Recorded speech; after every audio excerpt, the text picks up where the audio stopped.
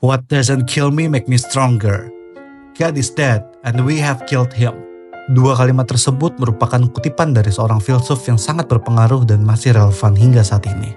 Friedrich Nietzsche lahir pada tahun 1844 di sebuah desa bernama Rockern di Jerman. Nietzsche lahir dan dibesarkan dalam keluarga yang sangat religius. Ayahnya adalah seorang pendeta gereja Lutheran. Selama masa remajanya, Nietzsche dikenal sebagai anak yang taat beragama dan sangat fasih berbahasa Yunani karena kegemarannya dalam membaca buku. Pada usia 24 tahun, ia diangkat menjadi dosen di Universitas Basel, Swiss. Namun, karirnya di dunia akademik tidak berjalan mulus. Nietzsche sering diasingkan oleh rekan-rekan akademisnya dan akhirnya dipaksa pensiun di usianya ke-35 tahun. Setelah itu, ia menetap di Saint Moritz di Swiss dan menghabiskan waktunya dengan menyendiri sambil menulis karya-karya terkenalnya. Selama masa isolasinya, Nietzsche menulis banyak buku penting yang hingga kini dianggap sebagai karya besar.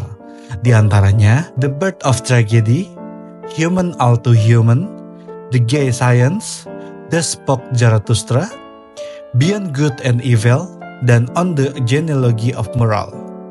Namun, buku-buku tersebut tidak laku terjual semasa hidupnya.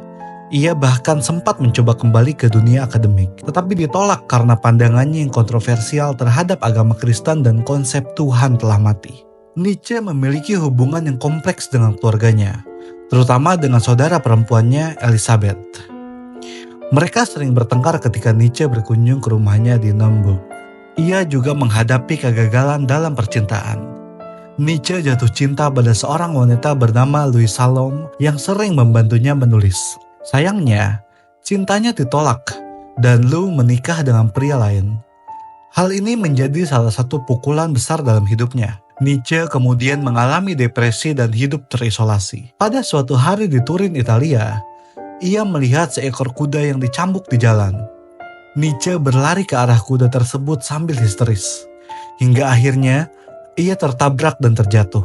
Setelah kejadian itu, kesehatan mentalnya memburuk dan ia menghabiskan sisa hidupnya dalam perawatan oleh adiknya.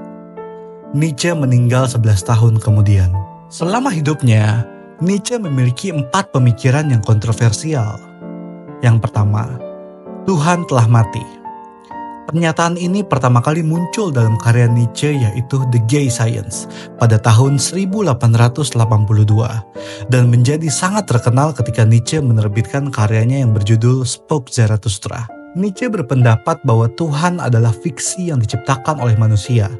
Ia menyatakan bahwa manusia modern telah membunuh Tuhan dengan pemikiran rasional dan penolakan terhadap otoritas agama. Tidak adanya keberadaan Tuhan dalam hidup manusia telah menimbulkan pertumbuhan perbudakan, kekerasan, penindasan, dan imperialisme. Lalu, yang kedua adalah kecemburuan. Iri hati adalah salah satu dari 7 dosa terbesar dalam agama Kristen dan agama tersebut menganggap iri hati sebagai hal yang mengerikan. Menurut agama tersebut, memiliki sedikit rasa cemburu terhadap orang lain adalah hal yang buruk, apapun alasannya. Saat itu, banyak orang yang menyembunyikan perasaannya dan berkata, "Saya tidak iri dengan siapapun." Secara moral, hal itu terdengar cukup baik. Tetapi Nietzsche melihat dari sudut pandang yang lain. Menurut Nietzsche, iri hati bukanlah suatu yang perlu dihindari. Tetapi, perasaan ini dapat menjadi hal baik karena kita akan sadar bahwa banyak hal yang masih perlu kita capai dalam hidup. Rasa iri membuat kita memiliki keinginan untuk menjadi lebih baik dan mencari tahu akan menjadi siapa kita di masa depan. Bukan berarti bahwa Nietzsche percaya bahwa kita akan menjadi apa yang kita mau, namun ia hanya meyakinkan bahwa kita harus menghadapi keinginan kita sebenarnya, berjuang untuk hal tersebut, dan setelah itu meratapi kegagalan dengan terhormat. Inilah yang disebut Nietzsche dengan Übermensch atau Superman. Yang ketiga adalah Kristen. Nietzsche mengkritik agama Kristen karena dianggap menjadikan manusia layaknya budak dan memutarbalikan nilai-nilai manusia. Dalam agama, seringkali manusia didefinisikan sebagai makhluk yang lemah dan tak berdaya. Dalam bukunya, Nietzsche menggambarkan para budak yang tidak punya nyali untuk mendapatkan apa yang mereka inginkan dan menjadikan kelemahannya ini sebagai filosofi kebaikan. Oleh karena itu, Para budak ini menjadikan doktrin agama sebagai pembenaran atas ketidakmampuan mereka. Inilah yang disebut dengan sklaven moral atau moralitas budak. Para budak ini tidak sanggup untuk mendapatkan apa yang mereka inginkan seperti kekuasaan, seks, kepintaran, dan kreativitas.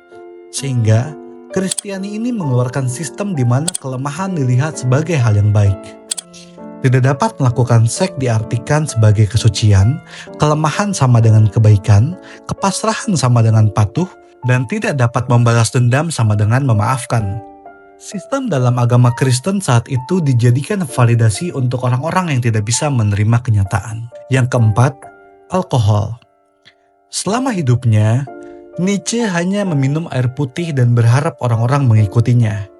Dia bukan sedang menyusun program diet, namun berdasarkan filosofinya, ia benci dua tipe manusia denial pada zamannya. Yang pertama adalah penganut agama Kristen, dan yang kedua adalah seorang alkoholik. Menurut Nietzsche, saat itu orang-orang menggunakan alkohol untuk menghilangkan rasa sakit dan lari dari masalah dalam kehidupan yang mereka jalani.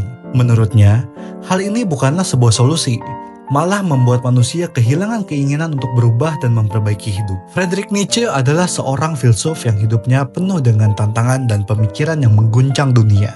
Dari ide tentang Tuhan telah mati, kritiknya terhadap moralitas budak, hingga konsep Übermensch. Nietzsche mengajak kita untuk mempertanyakan keyakinan yang telah lama kita pegang dan mencari makna hidup dengan keberanian. Meski sering disalahpahami, ia meninggalkan warisan pemikiran yang terus relevan hingga kini.